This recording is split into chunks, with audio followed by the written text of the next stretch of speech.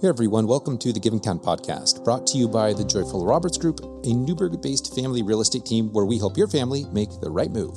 I'm your host, Daniel Roberts, and today I'm sharing my conversation with Tom Vondrachek about the Story of Jem 100, which is Newberg's iconic 1950s style diner. If you've been around Newberg for any length of time, you've probably had a burger or ice cream cone at Jem 100.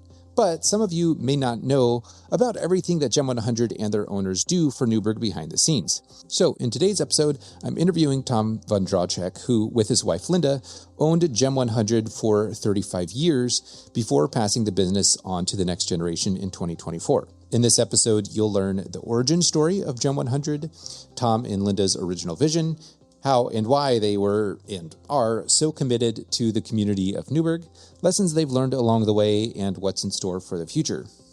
Jem 100 was also the 2025 Business of the Year for Chehalem Valley Chamber of Commerce, and after listening to today's episode, you'll have a pretty good understanding of why. All right, Tom, thanks for joining me today. It's great to have you on the podcast. Hey, thank you. Appreciate the invite. And I have to give a thank you to Michelle as well. I didn't mention this before when we were talking. I know you don't like to brag about what you do or Jem 100, and that Michelle Colvin did a great job of saying, "Oh, it's going to be okay, Tom." And so I appreciate you being willing to come on and share the history of it. Yeah, she's a great person. Very, very involved in the community. Yeah, I think probably one of the most involved, I'm sure. Maybe I should get her on here at one point. But hey, first off, how's retirement going? I know you stepped away, and I know you're still extremely involved, so maybe it doesn't feel like retirement. But yeah, I'm not nearly as involved with the restaurant. It was actually kind of a nice exit for that part of it, and then jumping into the real retirement life of a lot of grandkids, just doing things. I think I had projects that I started for 35 years, and I don't think I really finished any of them. So I was able to finish a couple of projects. Love doing yard work. The grandkids we have 5 grandsons, and extremely grateful for that opportunity. The fact that they're young and they like to play with Pa, and they to come to Pa's house. And so yeah, it's very, very good. So yeah. So I think almost everyone in Newberg has heard of Jem 100. If they haven't been there, they should at least know about it. But I don't think a lot of people, and myself included, until I started doing a little bit of research into it, knows kind of the story behind it and how it started. Obviously, it's themed as kind of I guess you call it like a 60s diner. I don't know if that's the right era. But can you share a little bit about how it started and then kind of how you came to be involved? Yeah, definitely. So Jem 100 started in 1979. Dennis and Lillian Day and their son Greg were a big part of it. Dennis and his wife Lillian started the restaurant, and I'm not sure of the involvement with Greg. Greg was probably just out of high school in 79 or maybe a year or two before. And they started it, and it used to be called Jules Ice Cream or Jules 100. And about a year after the ice cream, the name of the restaurant had to change. He had used the name of a friend who had a business called Jules Ice Cream. And so they ended up turning, a year later, they had to change the name. So he turned the W in Jules to an M, and Jem 100 began. And I think that was probably more in 1980 when that started. When we bought the restaurant in 1989, I recall getting letters still with Jules 100. Oh, interesting. So, okay. And I don't know the whole story of the business that they used the name Jules, but when we bought it in 1989, I was working at Jay's Restaurant here in Newberg. Okay. Pretty much my only job I had other than owning Jem 100 with my wife. And I worked with Craig. Craig Banning was the owner of Jay's. He hired me. I was 15, started in 1975. And shortly before Jay's opened up, started out as a dishwasher, worked my way up. And around 1980, sometime early 1980, I ended up managing Jay's for what would have been, what was 9 years. And then I kind of felt like I was a little plateau and, Jay's was extremely busy, but my boss, Craig, said, you can do this on your own. If you ever want to do it, I'll be happy to support you in whatever it takes. So I gave Craig a 6-month notice and kind of lived on a prayer that I'm going to find something. Yeah. And my wife and I did. We looked real hard for different businesses, and we wanted definitely food service. And we had put money down on a wine and cheese shop in Beaverton. And we got real nervous, and we had a way out of the offer that we gave them. And we just we're I don't know, something, I don't know why, but it just didn't seem right. And so this was about a month before my 6-month notice was up.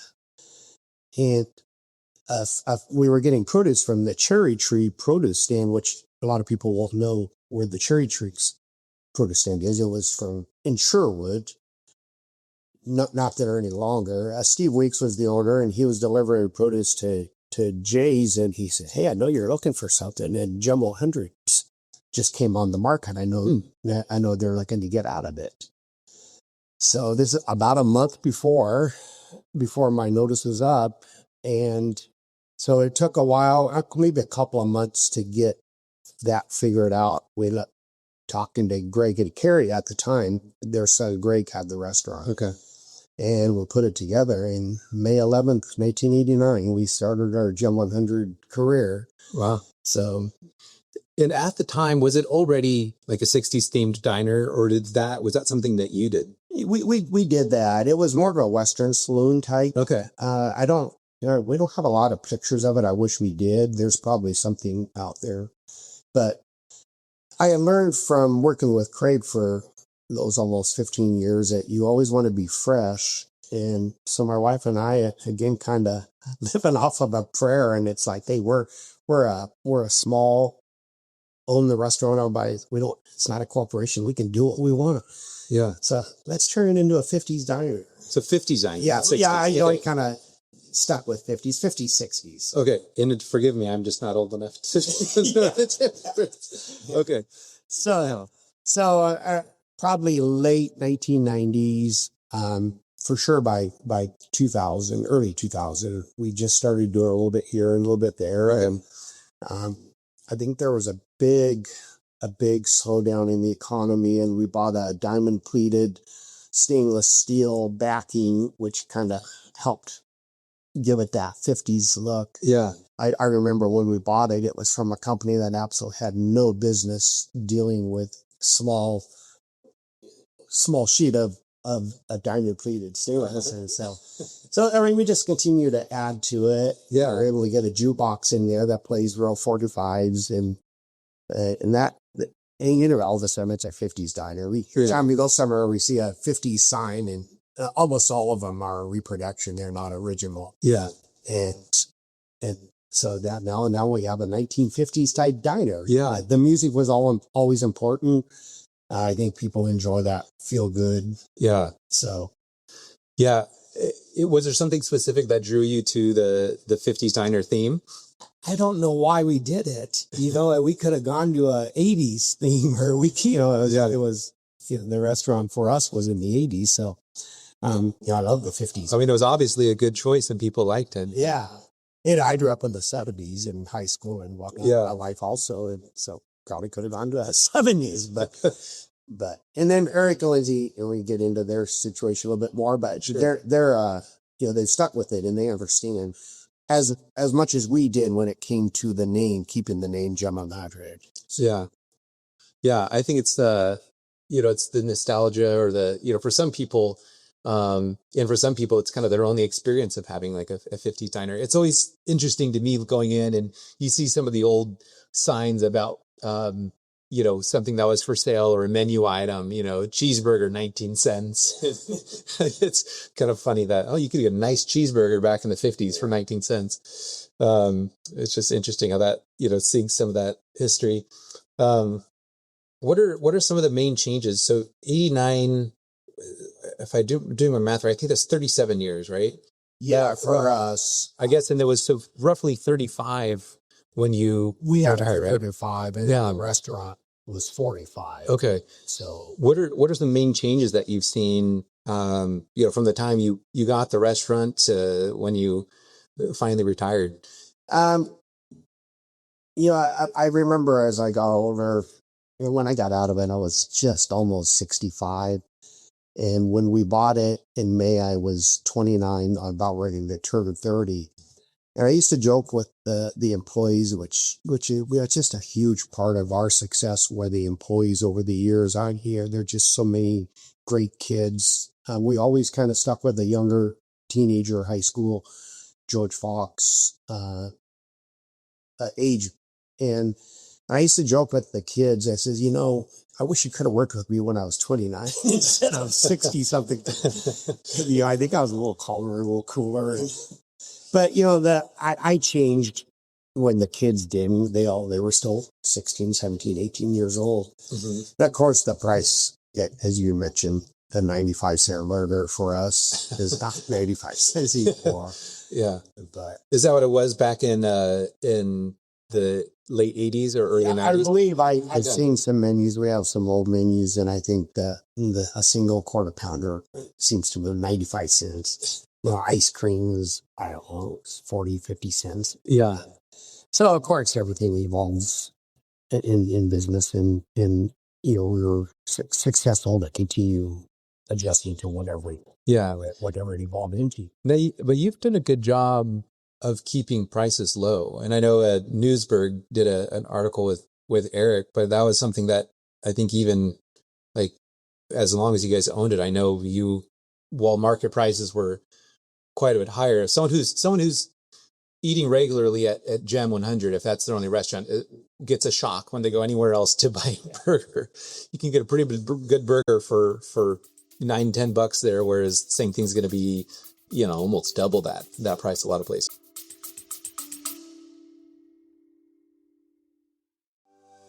Hey everyone, quick break from the episode. The Giving Town podcast is brought to you by my real estate team, the Joyful Roberts Group.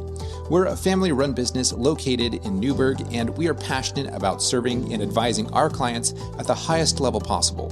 Our goal is to serve you with excellence, get you the results you're looking for, and help you enjoy the process. If you've appreciated this podcast, the best way you can help us out is by introducing us to any of your friends and family who are thinking about buying or selling a home anywhere within 45 minutes of Newberg. All right, thanks for listening, and back to the show. Yeah. For us, it wasn't, we just really loved what we were doing. I think I don't know why we got into it, because my boss said, you can do this, and at Jay's. And so I was able to do it. And, we changed over the years. We're learning more and more. I think sometimes you learn every day. But when it came to the keeping the price low, I think was important. It's a small town, and we could make a living if we want to keep this price. We want it to be affordable for families, and sometimes we were just too busy to change prices too. But it's funny, because that's probably one of the bigger we didn't get a lot of complaints, but it's like, why are your prices so low? Yeah. Because we strived on using good quality stuff. So yeah, I was in there after golfing with my buddies having lunch and just in the last month or so, and I told Eric, I said, no, I don't think those prices have changed since I got out of it. And he says, yeah, you know what? They haven't changed much, if at all. Yeah. And I thought, but I think he realizes that. Yeah. He realizes the same thing that we learned. Yeah. It can be a volume thing. I hate to bring McDonald's into a Jem 100 conversation, but it's kind of a volume thing too. So you sell more at a smaller markup. Yeah.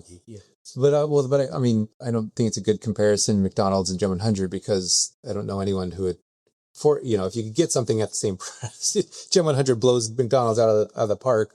It's just in my mind, just a very different experience. But, it takes a lot of work, especially, I know you've probably had the experience of, you have a price and then all of a sudden you get a note from your supplier that, hey, we're increasing prices by 20%. And like, well, shoot, we can't. Yeah, at a certain point, you literally just can't keep the same prices. But I know you guys worked really hard to try and find ways to not have that, shock hit your customers. Like all of a sudden burgers, $9 now, it's $12 type of thing.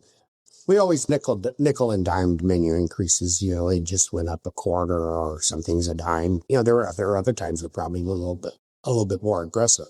Yeah. But overall, you're definitely going to get a good value with the quality product too. They don't, Eric and Lindsay, they're not cutting them back in anything. They know the importance. He was at Old Fashioned Days. We were talking to them at their food booth at the park. And they're telling me about the red relish. They couldn't find the red relish, which is a big part of a Jem burger. And I said, yeah, I have the same problem. It went away, and I came home and told Linda, I said, we got to shut down. We can't have red relish. We don't have red relish anymore. And it's like, we can't do a Jem burger without red relish. So they have found red relish, and we found more red relish. Okay. We don't did make it. It just was a product that came to us. But, yeah. So. Huh. And so when you bought it, so you had the kind of 9 years at Jay's restaurant. What would you feel like your main hope or motivation for buying your own restaurant, and how do you feel like the experience compared to what your expectation was? Yeah, I think we just did a lot of praying, and I don't know that we really had what motivated us to do it, except I think we thought we could. Yeah, I know Linda was a little bit more nervous about it. Lindsay, who is running Jem with Eric, she was 2 when we bought it. Michael, our oldest, was 5, and we still hadn't had Kyle. He was born 5 years after we had the restaurant. So we have young kids, young family. And I kind of even thought to myself, well, we're young. If this doesn't work, we're still young and we can recover, which is kind of a silly reasoning to do it. But what it was going to evolve into, it just kind of happened. Yeah. We knew we had a really good product. We really focused on making a really good burger and serving good ice cream and in a good atmosphere. And I think that in itself is what hooked us. Yeah.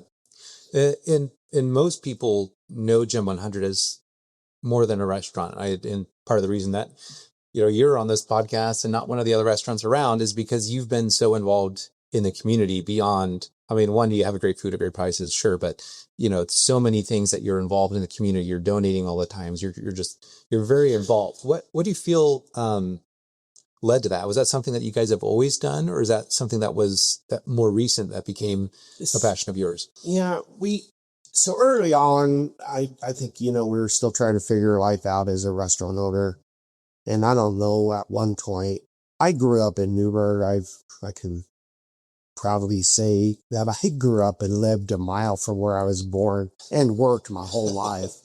And so being a part of the community and being invested into the community, that had a big part to it. Linda, my wife, she moved here in middle school or junior high, I guess at the time. But so we both raised our kids.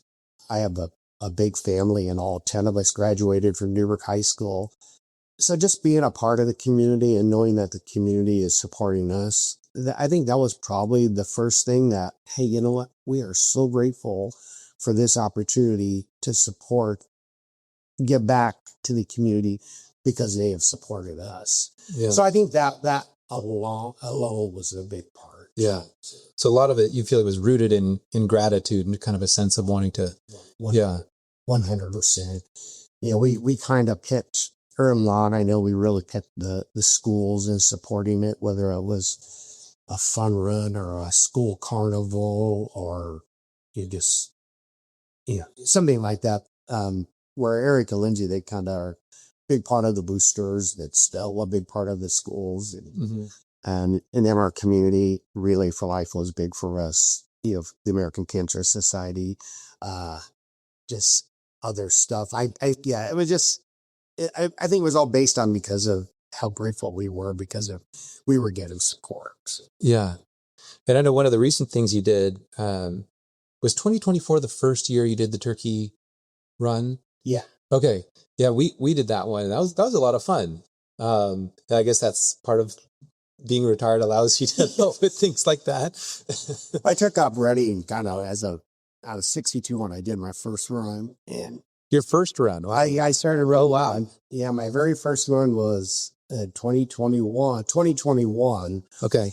at the Newberg Fashion Festival. I was even able to do it because there wasn't a festival, so I didn't have to work in the park. Okay. So I did a 5K and then slowly did more running as the last 5 or 6 years. But Lindsay and I did a 5K run on Thanksgiving morning, and we're actually, from my house to the restaurant was about almost exactly a 5K there and back. Okay. So we ran, and Lindsay we brought up, either her or myself, hey, let's do a turkey run for the community. We can start it at Jem and Leonard, get them an ice cream cone when they're done.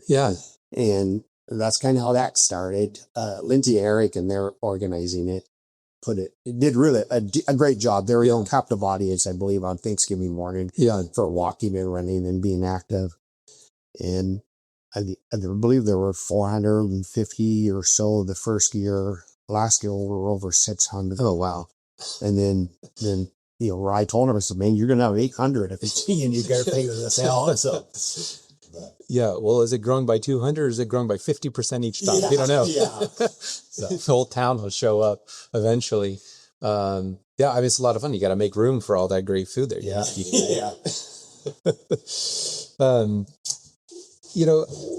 One of the things, talking about the generosity, and it's, I like that you share that it comes from a heart of gratitude. I've been doing more research and reading lately just on gratitude and the importance. And I think I just think that's a great motivation. There's a lot of reasons to be generous. Some of it's to be kind of seen in the community. Some of there's all kinds of reasons. But, I just think of how many businesses, I guess for one reason or another, but Newberg is such a generous community. There's so many businesses who give back. And I think being in a community that is so generous, kind of like to each other is such a wonderful thing. What do you feel, kind of having gone through, like from the start to then there's a kind of as you started getting more involved with the community now in retirement, what are some of the most important lessons you feel like you learned as a business from that? Yeah.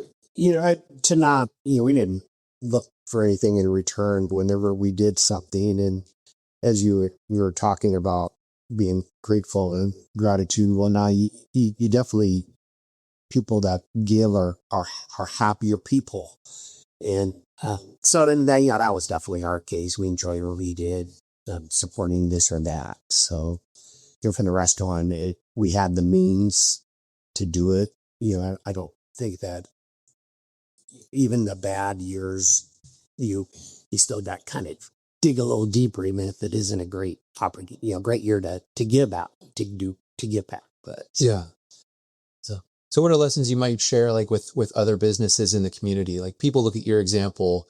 What advice might you give other businesses in the area who want to start that process of being a bit more involved or being, finding ways to give back to the community? Yeah, definitely. If they have the means to do it, I think our product kind of helped out a little bit when you're thinking ice cream or burgers, or we had a barbecue. We barbecue for a bunch of people and make it doable because of our product. Even if they don't have a product that warrants giving back, if you had a small line item on your profit sheet or not, it's not going to hurt that much to do a little bit. Yeah.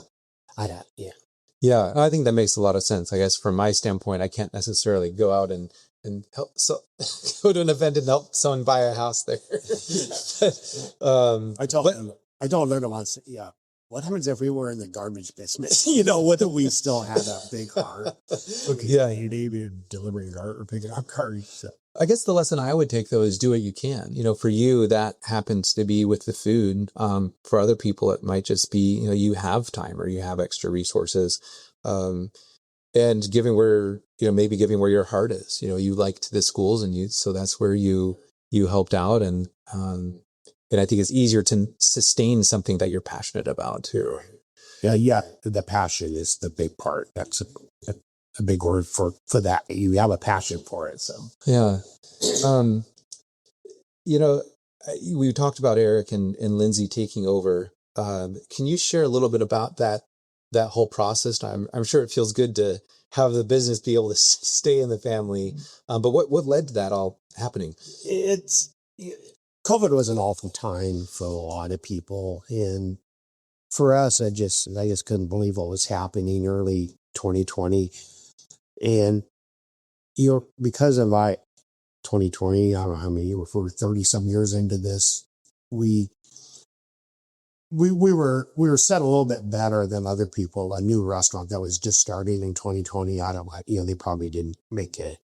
We had been established and we were able to.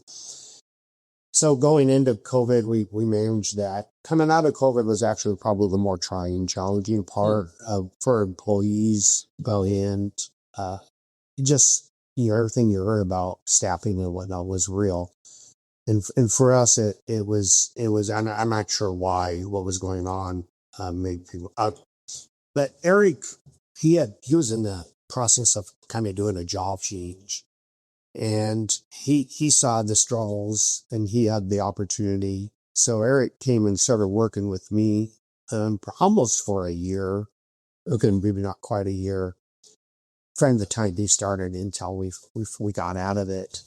And, at some point, he knew that we're not going to be able to do this forever. And so it just kind of worked out. I early on before COVID, we prayed about an exit strategy. And is it going to be easy to do this?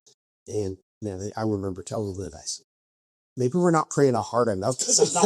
I'm not getting any answers. I'm still here. Yeah. And then COVID, and fortunately we were still there at COVID because we were able to manage it ourselves. But coming out of it, it just kind of worked out. Eric and his job change is what made it possible. And then even though we're adversaries in this process, they had an attorney, we had an attorney, but we're still family. Yeah. So, it all worked out. Yeah. And we got out of it, and, we're grateful. They're grateful. We have a great relationship. So yeah, just kind of all of a sudden there goes here they're in it, and we're not. So yeah. What was that like? I mean, I feel like, being in business with family, I never even thought about how at certain points could have been helpful to get, you hear getting attorneys involved. It's like, oh my gosh, you're suing someone, but no, it's just to make things right. How was that? Do you feel that process helped the transition? I think, I don't think there was anything ever awful. We're the landlord for them for a while. At some point, they'll end up with the building. But so yeah, there was never anything really awful. It had to happen the way it was. Even when we bought it from the days, I remember, there's kind of back and forth with our attorney and their attorney. Yeah. So, well, even just structuring I don't know what you call it, like an agreement like that. I'm sure very complex about how does this work? What's the transition look like? Who maintains ownership of this? And yeah, I'm sure there's just a lot of details that, it's helpful to just have someone who knows what they're doing be involved. Yeah. No, it was fine. They're well ongoing a success. So yeah. What do you feel like makes you most excited about Eric and Lindsay specifically running the business? Just the way they kind of bought in, and it was easy for them, especially easy for Lindsay. When Lindsay and Eric started dating, she was working in Spokane, and someone mentioned to her, hey, there's a guy from Newberg if you want to go on a date. And all of a sudden their relationship has begun. And I used to joke with them. I said, the only reason you're married her so you can get free Jem 100s. Because he knew about Jem 100 coming from me. Yeah. I'm sure he said, hey, that's only like 80%. That's Lindsay's at least 20% of the reason. I'm very excited for them to understand I don't think they've changed anything. I think they still understand it. The only thing that I think they've done differently is they just got so involved in the community. And we just, it took us a couple, 5, 6, 7, 10 years, I don't know, before we felt, hey, let's go on it. Let's do what we can, support the community. Mm-hmm. But my goodness, month one, here they are supporting this and that. And they're honored with the business of the year in 2024, I think, for 2025. So, I mean, it's just a good example of someone else saw what the things that they're doing with the community. Well, and, I think giving credit where credit's due, they grew up, or at least Lindsay grew up with you as that example of like, okay, my parents are involved. As a kid, that saying more is caught than taught. And I think just seeing like, well, this is just what you do. And, to me, like as a dad, like my hope would be that if I can leave a legacy and my kids are just like, well, yeah, this is just what you do. You make the world a better place in whatever way you can. It's just fun to have that be extended into future generations. And I think you guys have done a really good job of that. And it's evident by, having your own family run and then kind of continue that on. And it's exciting for us in the community as well. You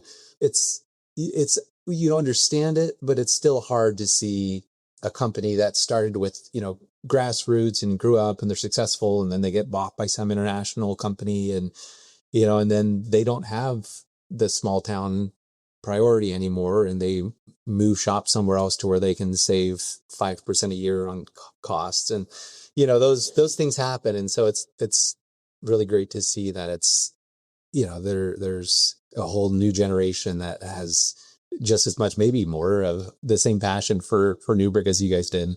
Yeah. Well, thank you. It does. And you just there being young, I think I still have a lot to give to the restaurant, but it was time and to see them as a younger version of what we were when we had it. It's exciting for us. I'm excited for Newberg. They started year 48. They're already talking of a 50th anniversary, which I think is just amazing. You just don't find a lot of successful restaurants that are 50 years ago. And so with that in mind, they understand that they're running with this. So yeah.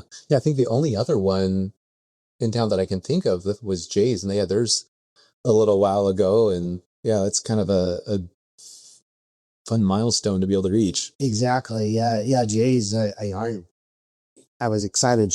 I think Sean still knows Jay's, I don't know who his manager is, but just be a part of that when it first started and to see it. Yeah. It's been fun for, Yeah. So kind of going back to some more lighthearted, questions. So obviously you worked there for a long time. Did you have like a favorite menu item? I do. Are you allowed to say? It's like, do you have a favorite child? Yeah, I'm not. I love the burgers. At some point I just couldn't eat them all the time. Sure. I'm sorry to say, but my wife Linda, she just did not like ice cream. I mean, she wanted ice cream. She didn't eat it. Salted caramel, my favorite ice cream. Bacon burger, the new smash burger that we kind of helped bring in before we got out of it. Eric's ran with it. That's an amazing burger. But yeah, definitely the burger, bacon burger. My favorite has been the bacon blue, and then I'll put like mushrooms on it, which some people think is weird, but I love mushrooms on burgers, and that's been and to get it for like $9.50, or it's probably like $10 once I add the mushrooms on, but that's one of my favorite burgers in town. We were actually a part of, I think Josh Duder was the one who came up with the idea. Then Scott Parker's kind of run with it. Some other people with the Chamber of Commerce. We call that Burger Buddies. And so we go around to, I think we did every restaurant. I didn't go to every single one, but, every restaurant that like wasn't a chain. And then we all try one of the burgers and we kind of like talk about it. Which ones do we like? And Jem 100 is consistently one of my favorite burgers in town. and it's half the price of some of these other burgers that weren't honestly even, near as good. So yeah, I mean, it's obviously they pay attention to quality, and to be able to do it at that price, there's, no question why you guys have done well. Yeah, 100%. Yeah. What's one of your most like memorable stories over the years that you were there, or a funny story, memorable or funny? Kind of goals. I think just overall for those 35 years that I was there, the employees, I just can't say enough about the kids that worked there. Yeah, I don't remember all of them. I run into someone in the community. I got gas in Tyler a week or two ago, and the guy looked, "Hey, you're the Jem 100 guy, aren't you?" I said, "Well, he retired Jem 100 guy." He said, "Yeah, I remember you. I come in there all the time, or his sister worked for you, or so we get that. The employees by far were just a huge, again, being grateful for some of these young kids over the years. Yeah. And then I don't know how many we had in all 35 years, cadres for sure. But, funny story, my buddy and I used to go backpacking. He got out of the Air Force. We did it in high school. And then when he got out of the Air Force, we continued on. And I had a problem of keeping everything in my head and not sharing it with my wife. You have that problem too? Yeah. And she always write it down. And so we go in the woods, and the Jefferson Wilderness, we were gone for 3 or 4 nights, I don't know what that trip was, and come out, and either a beeper at the time or a cell phone at the time just lit up. Well, in the middle of August, both ice cream freezers go out. I thought you were gonna say you forgot to tell her you were leaving. No. Probably worse.